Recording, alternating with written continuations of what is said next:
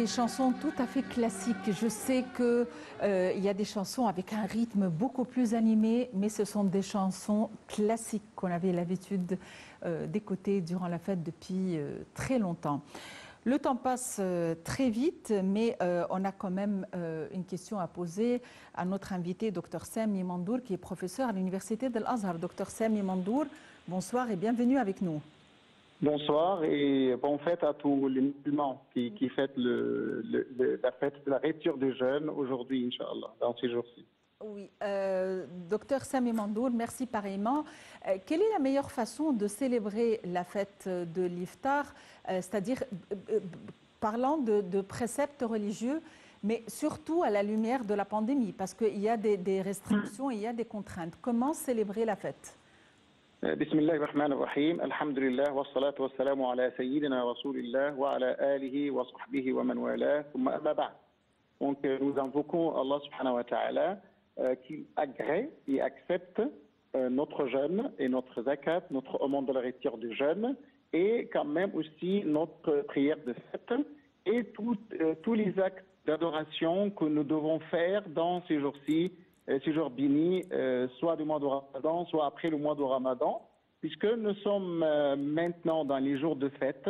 Donc la fête pour les musulmans, c'est quelque chose de symbolique, c'est quelque chose de plus important, puisque quand le prophète sallallahu alayhi wa sallam est arrivé à Médine, donc il a trouvé les Juifs, les Médinois, les gens qui vivaient déjà à ce qu'on appelait à l'époque Yathrib. Il a trouvé les gens fêter des jours. Et donc là, il a posé la question aux habitants de Yathrib à cette époque-là. Donc on a répondu, ce sont des jours qu'on fête chaque année. Et donc le prophète sallallahu alayhi wa sallam a dit aux musulmans, donc Allah vous a remplacé par ces 2 jours, 2 autres jours, c'est-à-dire la fête de la rupture de jeûne, Eid al-Fitri, et la fête de sacrifice, Eid al-Adha. Donc, à partir de ce moment, le musulman a 2 grandes fêtes à célébrer, et les 2 grandes fêtes à célébrer viennent juste à la suite de l'accomplissement de l'un des grands principes, de l'un des piliers de l'islam. Très bien, docteur Sami Mandour, quel est le délai de la sortie de la zakat del-Fitr qu'on doit faire sortir juste avant la fête? C'est-à-dire, on a combien de temps avant? C'est pas avant la fête, c'est avant la prière de la fête. Oui, est-ce qu'on peut faire ça durant la dernière semaine du mois de Ramadan ou aucun problème. Il y a quand même de divergences des points de vue des éléments. Mais il y a des éléments qui disent on doit le faire juste au coucher du soleil du dernier jour du mois de Ramadan jusqu'au début de la prière de la fête. C'est le plus quand même dur, puisque maintenant, actuellement, c'est difficile pour nous de suivre un tel avis. Mais il y a d'autres aussi qui disent on peut le faire à travers même tout le mois de Ramadan. Donc, durant la dernière semaine du mois de Ramadan, on peut le faire. C'est-à-dire, on peut donner de l'argent même à la place des denrées, des aliments qu'on doit donner. Donc, essayer d'évaluer. Et donc, comme le dit Dar el-Ifta, par exemple, Dar el-Ifta, à chaque année, décide et précise le minimum de zakat al-Fitr. Donc, ça dépend du niveau de vie de chacun. Ça dépend de la valeur même. Ça dépend du niveau de vie de chacun. Donc, on peut parler entre 25 livres jusqu'à 50, jusqu'à même 100. Je répète, ça dépend du niveau de vie de chacun. Donc, aucun problème pour le musulman de verser le monde de la rupture du jeûne avant, des jours avant même la fête, 1 semaine, 2 semaines, 2 jours. Donc, ça doit être avant l'accomplissement de la prière des fêtes. Donc, si on l'a fait ainsi, donc on a payé l'aumône de la rupture des jeûnes, sinon ça doit être comme une aumône tout court. Donc, on n'a pas déjà fait l'obligation si on a fait après la prière. Donc, c'est pour donc la réponse à la question de de versement de l'aumône de la rupture du jeûne. D'accord. Et on a juste quelques secondes. Quand on ne peut pas faire la prière de la fête dans les mosquées, parce qu'il y a des restrictions, c'est-à-dire un nombre très limité de personnes doit le faire, le fait de le faire à la maison, c'est quand même c'est admis?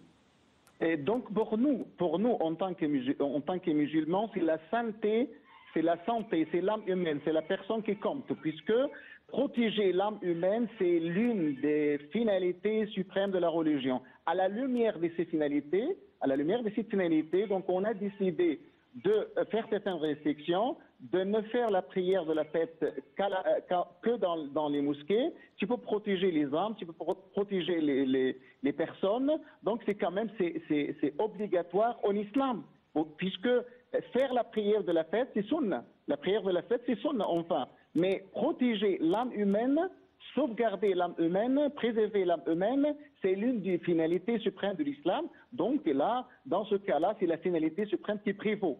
Et donc là, dans ce cas-là, aucun problème pour nous, puisque l'islam nous demande de respecter les mesures sanitaires prises par l'État pour protéger les âmes humaines, puisque le Coran nous le dit, le prophète nous le dit, le Coran nous dit prenez vos précautions, le prophète sallallahu alayhi wa sallam nous dit évitez le contact entre les personnes contaminées et les personnes non contaminées, le prophète sallallahu alayhi wa sallam nous dit aussi quand une épidémie survient dans la contrée où vous êtes, n'en sortez pas pour la fuir.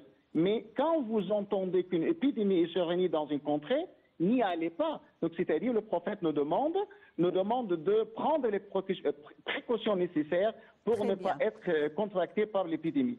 Très bien. Docteur Sami Mandour, vous êtes professeur à l'Université de l'Azhar. Merci d'avoir été avec nous aujourd'hui.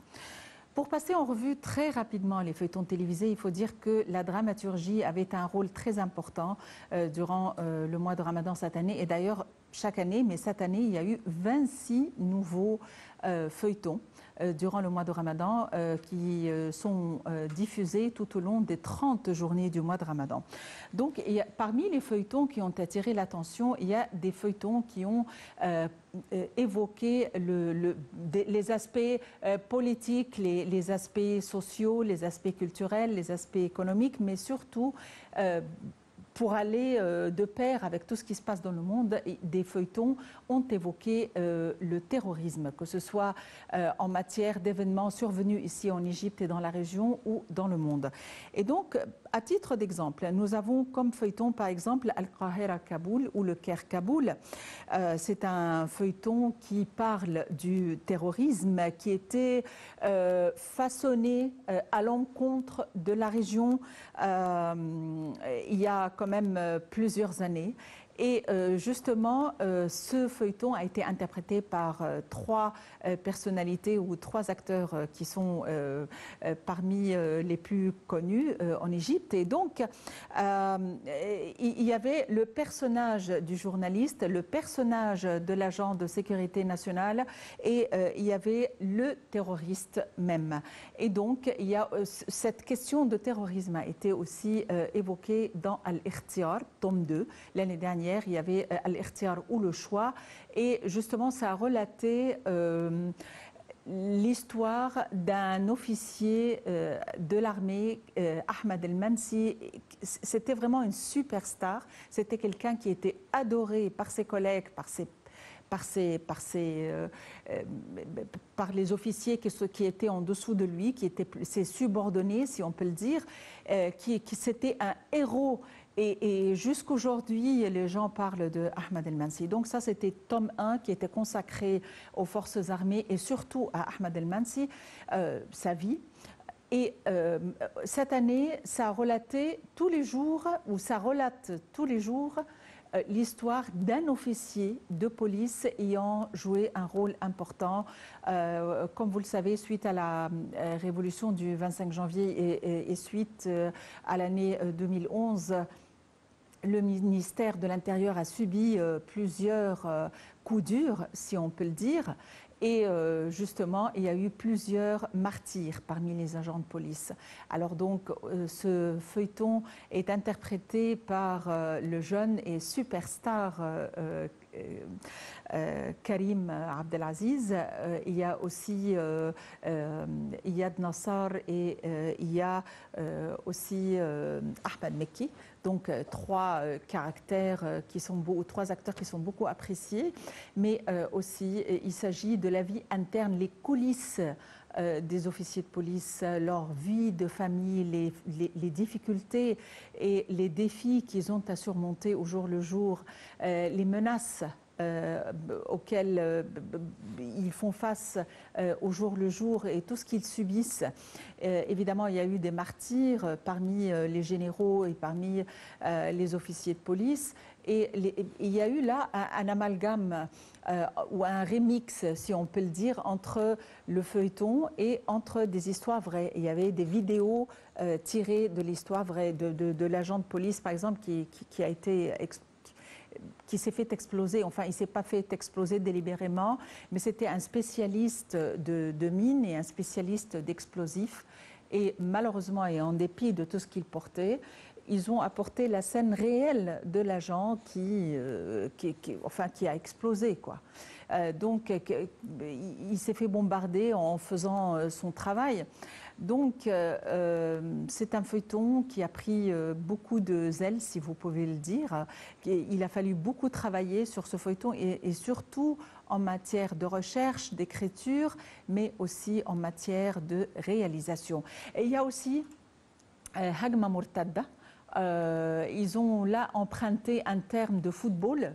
Donc, c'est comme quelqu'un qui tire une contre-attaque, si on peut le dire, une contre-attaque.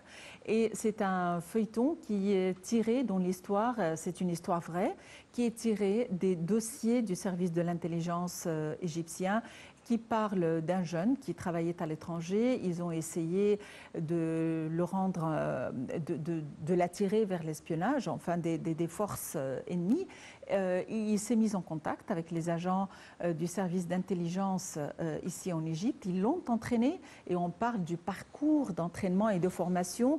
Et aussi, c'est interprété par Ahmed Aez, qui est tellement beau, et il jouait le caractère de quelqu'un qui avait un sens d'humour, et aussi face à la grande vedette Hind Sabri. Donc, évidemment, il y a 26 feuilletons. On aimerait avoir le temps d'en parler.